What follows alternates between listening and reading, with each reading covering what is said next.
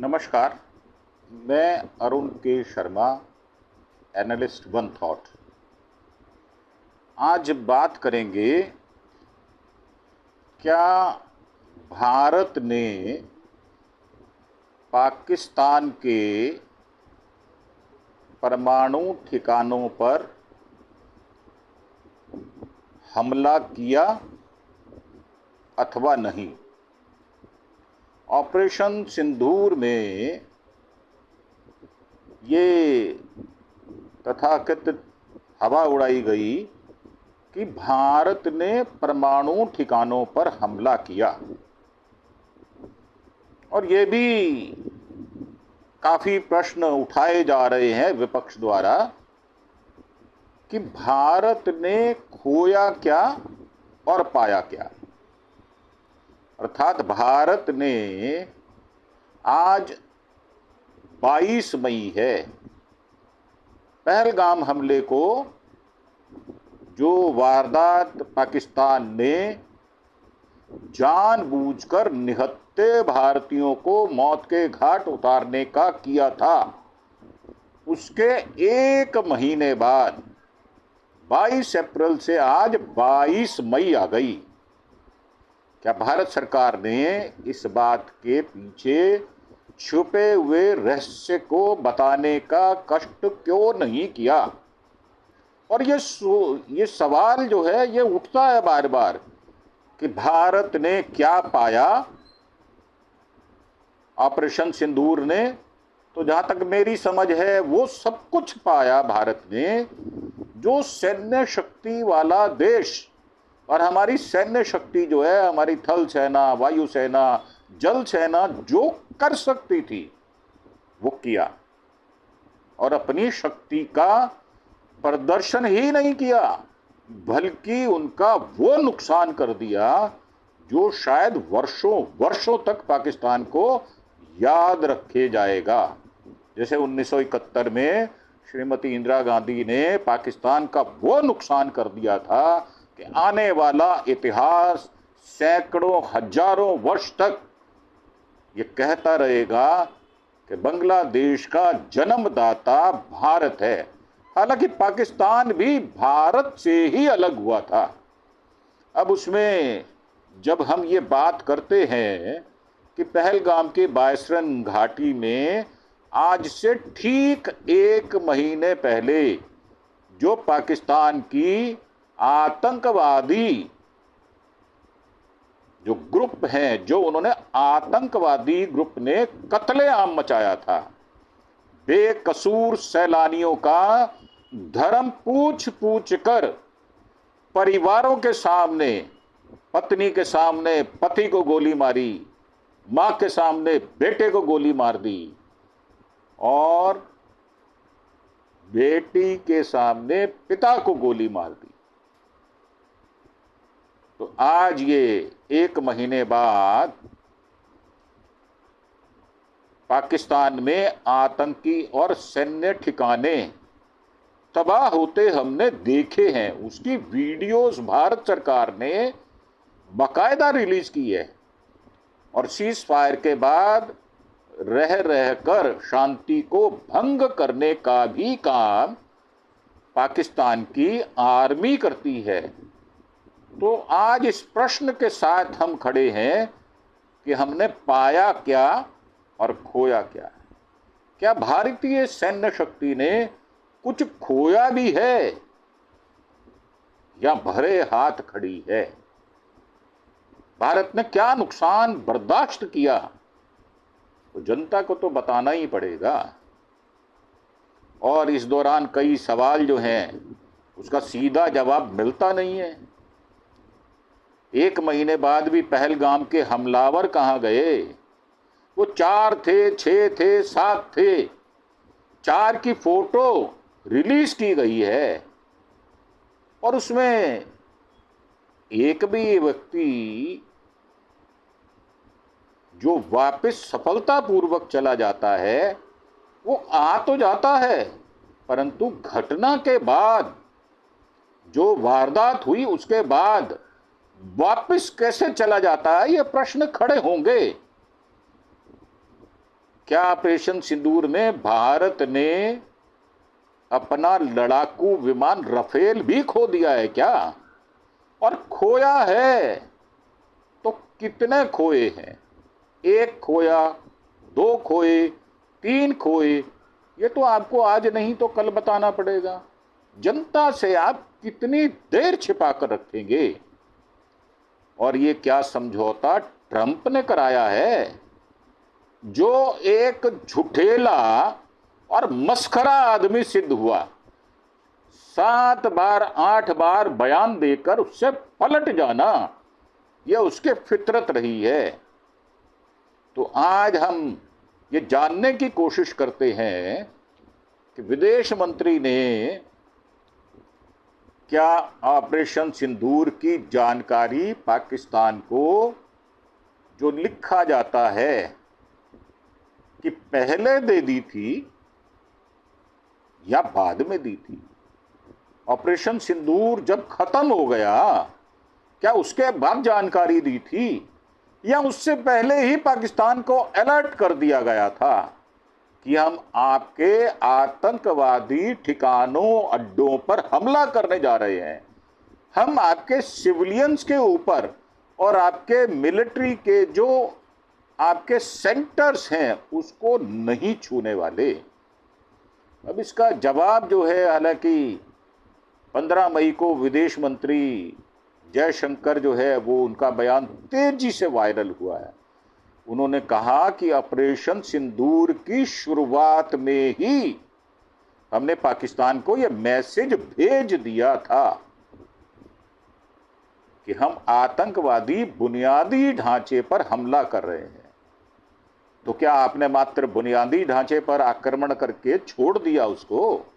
जो उसके लिए असली अड्डे थे उन पर हमला नहीं किया आपने बुनियादी, जो वहां के जो बहुत सारे थे, 21 के करीब उनके यहाँ आतंकवादी सेंटर हैं, जहां पर आतंकवादियों की फैक्ट्री है, आतंकवादी बनाने का वहां पर उनको ट्रेनिंग दी जाती है।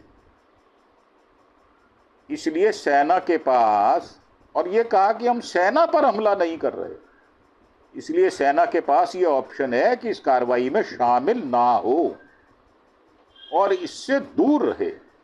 लेकिन उन्होंने सलाह नहीं मानी और वो शामिल हो गए। तो जयशंकर के इस बयान पर विपक्ष के नेता राहुल गांधी ने 17 मई को सवाल खड़े कर दिए। अब 17 मई को देखें तो 22 अप्रैल से लेकर 17 मई तक 26 दिन हो जाते हैं। उन्होंने एक्स पर लिखा कि अटैक की शुरुआत में ही पाकिस्तान को इन्फॉर्म करना क्राइम था, इट्स ए क्राइम। और ये पाप हमारे विदेश मंत्री, जो कि किचन कैबिनेट के मेंबर हैं, उन्होंने किया। और ये उन्होंने सार्वजनिक रूप से स्वीकार भी किया है। सरकार ने ऐसा क्यों किया, किसने उनको अधिकार दिया, इसके चलते हमें वायुसेना के कितने विमान गंवाने पड़े। क्योंकि जब पहले आप इन्फॉर्म कर देंगे तो उसका नुकसान तो होगा। दुश्मन को अलर्ट करना कोई बहुत ज्यादा समझदारी की बात नहीं है और ना ही ये दिलेरी की बात है। तो राहुल गांधी ने जो ट्वीट किया उसमें लिखा है कि informing Pakistan at the start of our attack was a crime. EAM has publicly admitted that GOL did it. Who authorized it? How many aircraft did our Air Force lose as a result? 19 मई को राहुल गांधी ने फिर दोबारा से जोर देकर पूछा। विदेश मंत्री की चुप्पी निंदनीय है और इससे अब साफ हो रहा है कि मैं फिर पूछूंगा कि उन्हें ऐसा करने का अधिकार, राइट किसने प्रोवाइड किया और उनके ऐसा करने से हमारी सेनाएं या हमारी वायु सेना ने कितने विमानों को खो दिया। विदेश मंत्री ने कहा था कि ऑपरेशन की शुरुआत में पाकिस्तान को चेतावनी दी थी। इसे अब ऐसे पेश किया जा रहा है जैसे ऑपरेशन से पहले उन्हें जानकारी दी गई हो। तथ्यों को गलत तरीके से पेश किया जा रहा है, हम इसका विरोध करते हैं। यह विदेश मंत्रालय कह रहा है, परंतु विदेश मंत्री अपनी जुबान नहीं खोल रहे। जो इसके जानकार हैं, जो वो इससे अंदाजा लगा पा रहे हैं, वो ये है कि भारत ने ऑपरेशन शुरू होने के बाद पाकिस्तान को सूचना दी। Lieutenant general retired Sanjay Kulkarni का यह मानना है। भारत ने देर रात 1:05 पर आतंकी ठिकानों पर स्ट्राइक शुरू की थी और ऑपरेशन सिंदूर के शुरुआती चरण में ही पाकिस्तान के डीजीएमओ को बता दिया होगा। मतलब शुरुआती में ही 2-3 मिनट में ही बता दिया होगा। भारत का संदेश साफ है कि हम पाकिस्तानी ठिकानों पर कार्रवाई कर रहे हैं, सैन्य प्रतिष्ठानों या आम नागरिकों पर नहीं कर रहे। यह कम्युनिकेशन इसलिए जरूरी था ताकि पाकिस्तान इसे भारत की तरफ से पूर्ण युद्ध की शुरुआत ना मान ले। तो क्या इंटरनेशनल जो अफेयर्स होते हैं उसमें आप डरते हैं क्या? इजराइल डरता है क्या? क्या यूक्रेन और रशिया भी इसी तरह आपस में एक दूसरे को इन्फॉर्म करने के बाद आक्रमण करते हैं क्या? और इसमें यह कहना कि ऑपरेशन सिंदूर में भारत ने राफेल नहीं खोए, तो आपका बयान नहीं आता। 6-7 मई की रात को भारत ने पाकिस्तान के 9 आतंकी ठिकानों पर सटीक एयर स्ट्राइक की थी। पाकिस्तान पीएम शहबाज शरीफ ने 7 मई को अपनी संसद में कहा था, कल रात हिंदुस्तान के 80 जहाज इस हमले में शरीक थे। जैसे ही भारत ने अटैक लॉन्च किया, हमारे जहाज छपटे और आनन फानन में 5 जहाज मार गिराए गए, जिनमें 3 राफेल भी शामिल हैं। वह कश्मीर और बठिंडा में जा गिरे। तो ये चिंता का विषय है और इसके विषय में जवाब देना बहुत ही जरूरी है। अमेरिकी चैनल CNN के साथ इंटरव्यू में रक्षा मंत्री ख्वाजा आसिफ ने भी यही बात कही और दावा किया। जब उनसे इसके सबूत मांगे गए तो उन्होंने कहा, यह सोशल मीडिया पर सभी तरफ दिखाई दे रहा है और यह सनद रहे कि सोशल मीडिया पर डॉक्टर्स, चीज, फोटो, वीडियो सब मिल जाता है। जो हॉलीवुड की पिक्चर्स होती हैं उनमें भी ये सारा बनावटी दिखाया जाता है। न्यूज एजेंसी राइटर्स ने 8 मई को अमेरिकी इंटेलिजेंस सूत्रों के हवाले से लिखा कि पाकिस्तान के चीनी J-10 जेट से भारत के कम से कम 2 जेट मार गिराए गए, इनमें 1 राफेल भी है। जब भारत के एयर मार्शल A.K. भारती ने 11 मई को प्रेस कॉन्फ्रेंस में राफेल गिरने का सवाल किया गया तो उन्होंने ना स्वीकार किया और ना ही इनकार किया। अब एयर मार्शल बोले, हम युद्ध की स्थिति में हैं और नुकसान इसका एक हिस्सा है। मतलब नुकसान तो हुआ है, हमने हमारा उद्देश्य हासिल किया, इसमें भी कोई दो राय नहीं है। ऑपरेशन अभी भी जारी है, ये भी बात बिल्कुल ठीक है, इसलिए मैं इस पर कोई जवाब नहीं दे सकता।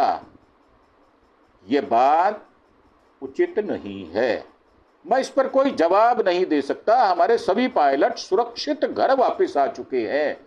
तो आप बताएं कितने पायलट्स हमारे गए थे और उनका नाम क्या है और वो सुरक्षित वापस आ गए, इस बात का प्रमाण आपको देना पड़ेगा। आज नहीं देंगे, कल देंगे, कल नहीं देंगे, परसों देंगे, 1 हफ्ते में देंगे, 10 दिन में देंगे, 2 हफ्ते में देंगे, 15 दिन में देंगे, जवाब आपसे मांगा जाएगा। और पाकिस्तान, भारत के एयर मार्शल A.K. भारती ने राफेल गिरने के सवाल को न स्वीकार किया और ना ही इनकार किया। ये बात गौर करने लायक है। एक्सपर्ट कंक्लूजन जो हमारे जानकार हैं उनका मानना है राफेल गिरने के सबूत नहीं हैं। भारत के कन्फर्मेशन का इंतजार। Lieutenant general retired Sanjay Kulkarni कहते हैं कि जब भी जंग या किसी तरह का संघर्ष होता है तो नुकसान दोनों तरफ होता है। ये एक सैन्य अधिकारी बोल रहे हैं, हमें इनकी बात का विश्वास करना पड़ेगा क्योंकि उन्होंने सेना में वर्षों वर्षों तक अपनी सेवाएं दी हैं। पाकिस्तान ने दावा किया कि राफेल मार गिराए गए, लेकिन इसका कोई पुख्ता सबूत नहीं दिया। पाकिस्तान ने सोशल मीडिया पर चल रही खबरों के हवाले से यह बात कही, भारत की ओर से राफेल के गिराए जाने की खबर नहीं आई। देश में मीडिया हर जगह है और राफेल जैसा बड़ा फाइटर जेट गिरता तो हर तरफ इसकी तस्वीरें होती और मलबा भी गिरा होता और चर्चा होती, लेकिन ऐसा कुछ नहीं हुआ। हालांकि राफेल गिरा या नहीं, इससे ज़्यादा मायने ये रखता है क्या भारत ने अपने ऑपरेशन में कामयाबी पाई या नहीं पाई। इसका जवाब है हाँ, पाई। भारत पाकिस्तान में सीज फायर करवाया गया। अब ये जो अमेरिका है ये क्लेम करता है और ट्रंप साहब भी 7-8 बार बयान दे चुके। भारत पाकिस्तान के बीच 4 दिनों के संघर्ष जारी था। अचानक 10 मई की शाम को 5:25 पर अमेरिकी राष्ट्रपति, बल्कि उन्होंने तो 3:30 बजे ही बोल दिया था, डोनाल्ड ट्रंप ने सोशल मीडिया पर एक घोषणा की। मुझे ये बताते हुए खुशी हो रही है कि अमेरिका की तरफ से पूरी रात इसका जो इंग्लिश में जो उन्होंने लिखा, after a long night of talks mediated by the United State, I am pleased to announce that India and Pakistan have agreed to full and immediate cease fire. Congratulations to both countries on using common sense and great intelligence. Thank you for our attention to this matter. अब इसमें एक बात और बड़ी ही ध्यान देने योग्य है, वो कहते हैं कि both the countries, तो क्या हमें पाकिस्तान के समकक्ष खड़ा किया जा रहा है। उन्होंने कहा कि अमेरिका की तरफ से पूरी रात की बातचीत के बाद भारत और पाकिस्तान पूरी तौर पर तत्काल सीज फायर के लिए तैयार हो गए। जैसे हम डरे हुए बैठे थे, तैयार बैठे थे, कोई आए हमें सीज फायर करा दे। ये वो आदमी कह रहा है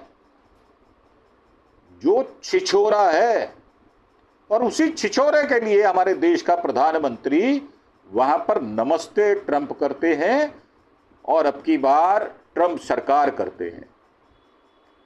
5 मिनट बाद अमेरिकी विदेश मंत्री रूबियो ने भी लिखा, पिछले 48 घंटों में उपराष्ट्रपति जेडी वेंस और मैंने भारत के पीएम मोदी, पाकिस्तान के पीएम शहबाज शरीफ, भारतीय विदेश मंत्री एस जयशंकर और पाकिस्तान के सेनाध्यक्ष आसिफ मुनीर और भारत पाकिस्तान के राष्ट्रीय सुरक्षा सलाहकार अजीत डोभाल, असीम मलिक के साथ साथ भारत पाकिस्तान के वरिष्ठ अधिकारियों के साथ बातचीत की गई।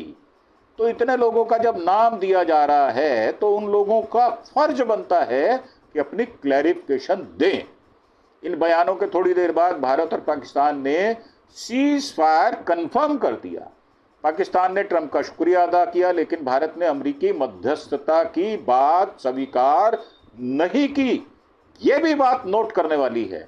10 मई को भारत के विदेश सचिव विक्रम मिस्री ने कहा, दोपहर 3:35 बजे पाकिस्तान के डीजीएमओ अब्दुल्ला ने भारत के DGMO lieutenant general Rajiv Ghai से हॉटलाइन पर बात की। तब यह तय हुआ, हमने पाकिस्तान को तबाह करना शुरू किया था। इसके बाद पाकिस्तान गोलीबारी रुकने की गुहार करने लगा।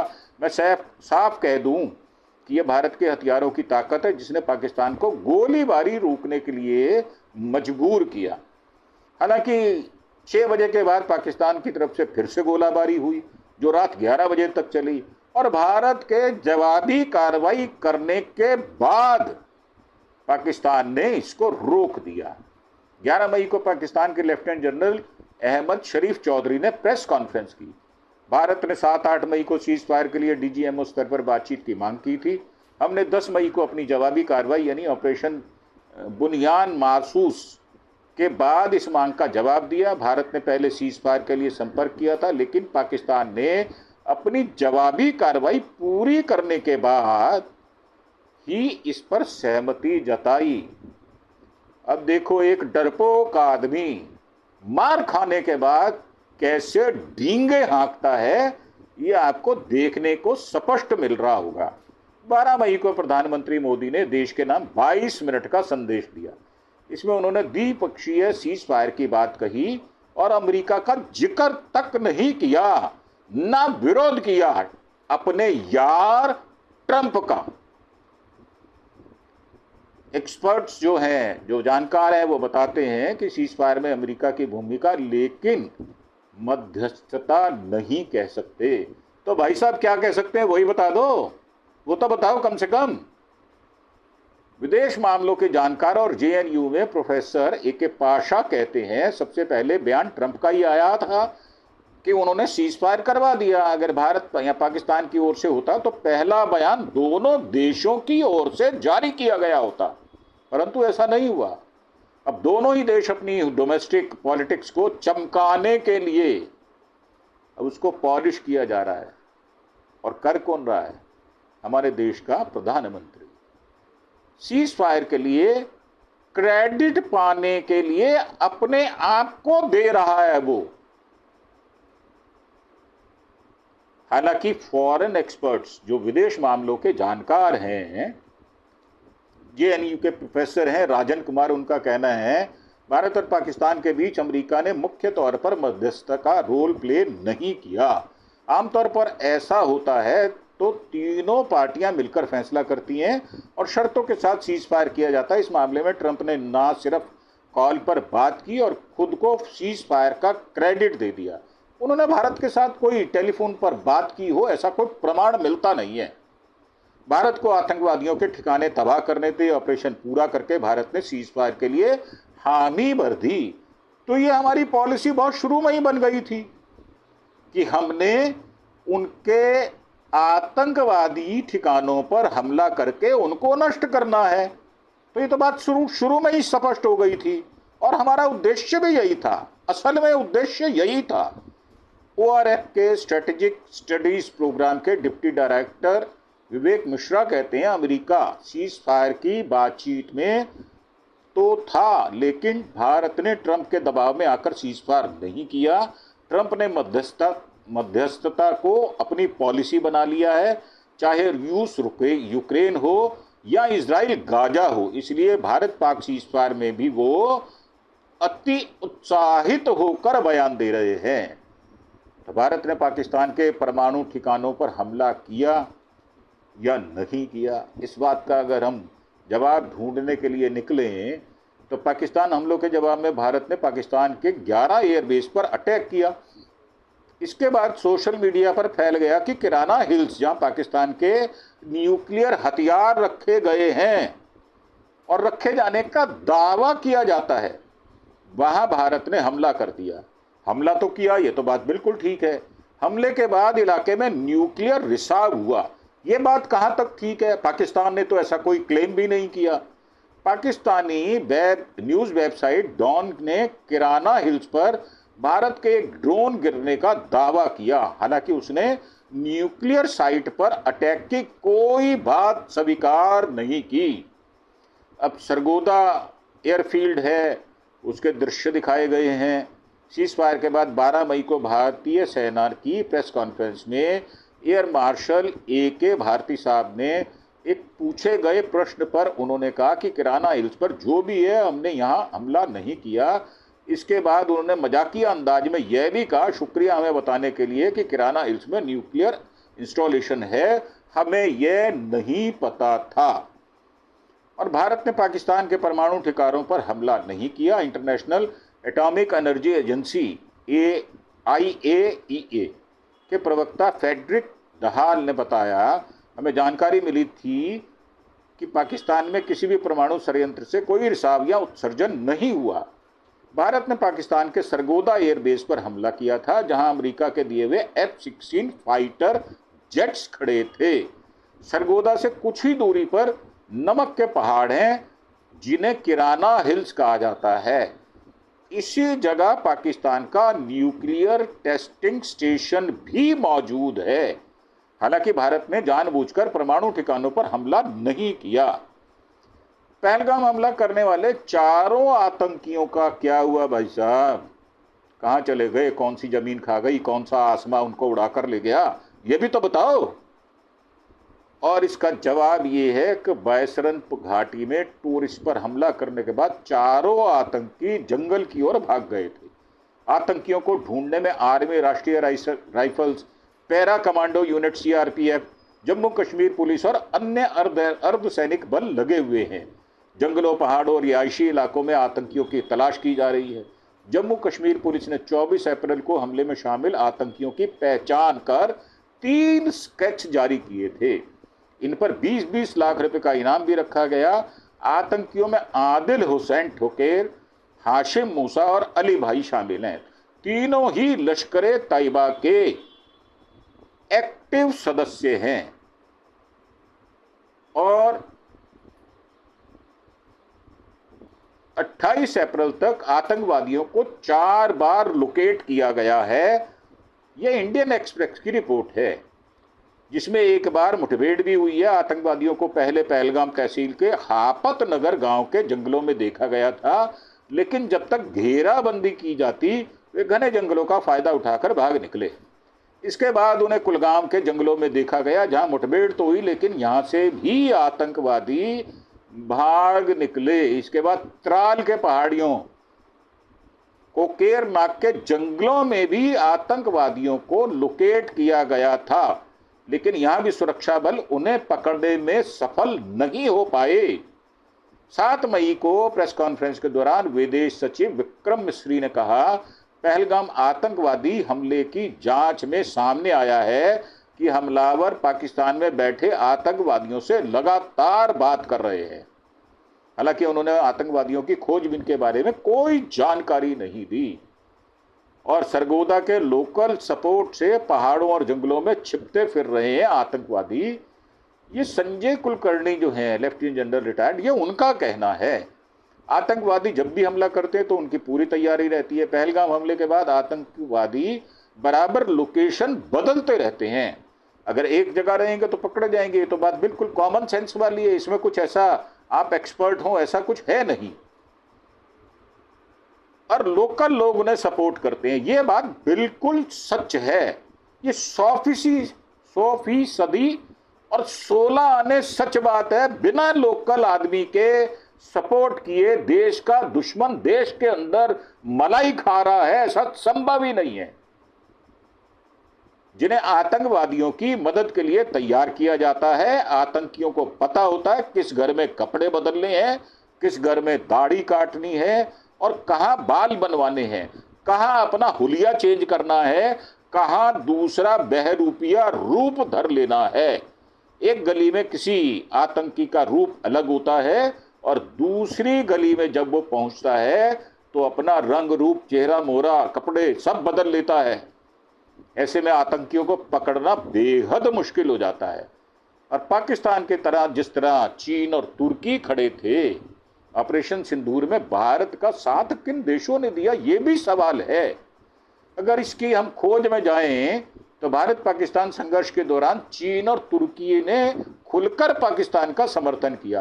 पहलगाम हमले के बाद 28 अप्रैल को चीन के विदेश मंत्री वांग यी ने पाकिस्तान के उप प्रधानमंत्री इशाक डार से फोन पर बात की और कहा, चीन ने हमेशा पाकिस्तान के आतंकवाद विरोधी कदमों का समर्थन किया है और वह पाकिस्तान की सुरक्षा चिंताओं का पूरी तरह से समर्थन करता है और समझता है। सीज फायर के बाद भी चीनी विदेश मंत्री ने पाकिस्तान को अपना हर मौसम का दोस्त बताया और कहा, मुश्किल परिस्थितियों में हम पाकिस्तान के धैर्यपूर्ण व्यवहार की सराहना करते हैं। तो वांग यी ये भी बता दे भाई कि तो व्यापार तो भारत से करता है 100 मिलियन का, 115 मिलियन डॉलर का, अब तू साथ में खड़ा है पाकिस्तान के, तो तेरे से बड़ा दोगला कौन है? सबसे दुनिया का अगर सबसे बड़ा कोई दोगला आदमी है तो यही वांग यी है। वही भारत के ऑपरेशन सिंदूर लॉन्च करने के बाद तुर्की के राष्ट्रपति एर्दोगन ने पाकिस्तान के पीएम शहबाज शरीफ से फोन पर कहा, मैं हमलों में जान गंवाने वाले अपने भाइयों के लिए अल्लाह से रहम की दुआ करता हूं और पाकिस्तान के भाईचारे वाले लोगों और देश के प्रति अपनी संवेदना व्यक्त करता हूं। सीज फायर के बाद जब शहबाज शरीफ ने एर्दोगन को मदद के लिए सोशल मीडिया पर शुक्रिया कहा, तो जवाब में उन्होंने लिखा कि हम पहले की तरह भविष्य में भी पाकिस्तान के अच्छे और बुरे समय में साथ खड़े रहेंगे। मैं अपने मित्र और भाई पाकिस्तान को हार्दिक स्नेह के साथ बधाई देता हूं। अब ये जो जानकार लोग हैं, जो एक्सपर्ट्स हैं, वो कहते हैं कि भारत के साथ सिर्फ इजराइल खुलकर दिखा और या अफगानिस्तान की तालिबानी सरकार दिखी। हालांकि तालिबान को भारत ने मान्यता नहीं दी, उसके बावजूद भी तालिबान सरकार भारत के साथ खड़ी थी। कई देशों का जो इंटरनल सपोर्ट है, ए के पाशा साहब कहते हैं कि सऊदी अरब, रूस, यूएई, अमेरिका जैसे देशों ने शांति की बात की है। सिर्फ इजराइल ऐसा देश था तो जंग के दौरान भी भारत को साथ देने की बात कहता रहा। हालांकि उसको यह भी डर था कि अमेरिका एनॉय हो सकता है। विवेक मिश्रा कहते हैं कि सिर्फ इजराइल ऐसा देश है जो खुले तौर पर भारत का सपोर्ट कर सकता था। इजराइल के पाकिस्तान के साथ कोई डिप्लोमेटिक रिलेशन नहीं है, ना ही पाकिस्तान में उनकी कोई एम्बेसी है। रूस, यूरोप के ज्यादातर देशों का भी भारत को इंटरनली सपोर्ट था, लेकिन उनके पाकिस्तान के साथ भी डिप्लोमेटिक रिलेशन है, इसलिए वे खुले तौर पर भारत का समर्थन नहीं कर सकते थे। उन्हें रिश्ते बैलेंस करके चलना था। और चीन ने पाकिस्तान की मदद की क्योंकि दोनों रक्षा समझौते साझा करने वाले देश हैं, यानी दोनों एक दूसरे की मदद, सेना की मदद लेते हैं, जबकि भारत डिफेंस के मामले में किसी अन्य देश से मदद नहीं लेता। इस कारण किसी भी देश ने भारत की खुलकर मदद नहीं की। ये बात बिल्कुल सच है। रूस के विदेश मंत्रालय ने कहा कि भारत और पाकिस्तान के बीच बढ़ते सैन्य टकराव को लेकर हम बहुत चिंतित हैं। रूस आतंकवाद की घटनाओं की कड़ी निंदा करता है। फ्रांस के विदेश मंत्रालय की ओर से कहा गया, फ्रांस आतंकवादी समूहों के खिलाफ लड़ाई में भारत का समर्थन करता है। भारत और पाकिस्तान के बीच हाल ही में हुए घटनाक्रमों से फ्रांस बहुत चिंतित है। वह तनाव कम करने और नागरिकों की सुरक्षा की मांग करता है। 7 मई को ब्रिटिश पीएम केयर स्टारमर ने संसद में कहा कि भारत और पाकिस्तान के बीच बढ़ता तनाव ब्रिटेन में कई लोगों के लिए चिंता का विषय होगा। हम दोनों देशों के साथ साथ अंतर्राष्ट्रीय साझेदारों से भी बात पर तनाव कम करने और नागरिकों की सुरक्षा को प्रोत्साहित कर रहे हैं, लेकिन इन देशों ने ज्यादातर शांति स्थापित करने का समर्थन किया, न कि भारत का पाकिस्तान पर हमले का। अब देखने वाली बात यह है कि ये इतनी सारी बातें जिनकी हम विवेचना कर रहे हैं, उसमें आप क्या समझते हैं, ये हमको जानना बहुत जरूरी होगा। और इसके लिए आपको हमारे कमेंट बॉक्स सेक्शन में अपने विचार देने होंगे। इस बात के साथ कि जो हमने अभी प्रस्तुति दी है वो आपको कैसी लगती है। दोस्तों, अगर ये वीडियो आपको अच्छा लगता हो तो लाइक और कमेंट भी करें, अपने विचार भी प्रकट करें और हमें सब्सक्राइब भी करें। हम पूरी मेहनत लगाकर अपने दोस्तों के लिए इसको आपके सामने प्रस्तुत करते हैं। आपका एक सब्सक्रिप्शन, एक सब्सक्राइब किया हुआ हमारे लिए बहुत मायने रखता है। हम मेहनत से आपके लिए वीडियो बनाते हैं। अगर आपको अच्छा लगे तो एक सब्सक्राइब अवश्य करें। यही हमारी मेहनत का हमें इनाम या फल होगा। इसी के साथ आपसे आज्ञा लेते हैं और आज की वीडियो के लिए आपको धन्यवाद और थैंक यू भी कहते हैं। अंत में जय हिंद, जय भारत।